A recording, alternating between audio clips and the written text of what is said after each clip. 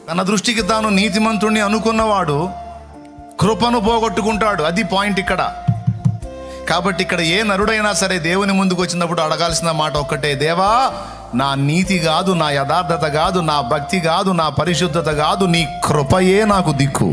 నువ్వు మంచిగా బతుకు, నువ్వు పవిత్రంగా జీవించు. అది బాధ్యత. మనం పరిశుద్ధంగా బతకాలి, మంచిగా జీవించాలి, 10 మందికి మాదిరికరంగా ఉండాలి, దేవుని మహిమార్థమే బతకాలి. అది కావాలి, అది అంతే.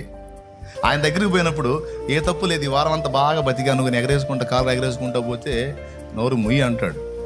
పోయేటప్పుడు ఎట్టబోవాలంటే ఆయన దగ్గరికి తెలిసి కొన్ని, తెలియక కొన్ని, తెలివిలో కొన్ని, తెలివి తక్కువై కొన్ని, జ్ఞానంలో కొన్ని, అజ్ఞానంలో కొన్ని, మెళకువలో కొన్ని, మత్తులో కొన్ని. ఎక్కడ తేడా పడ్డానో నాకు తెలియదు.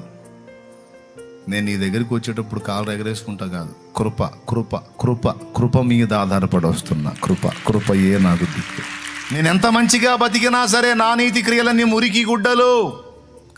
నీ కృపను బట్టి వస్తున్నానంటే అప్పుడు మౌనంగా ఉంటాడు. రా రా రా రా కుమారుడా రా. ఏంది అన్నా, కృపేనయ్యా, దా కూర్చో అంటాడు.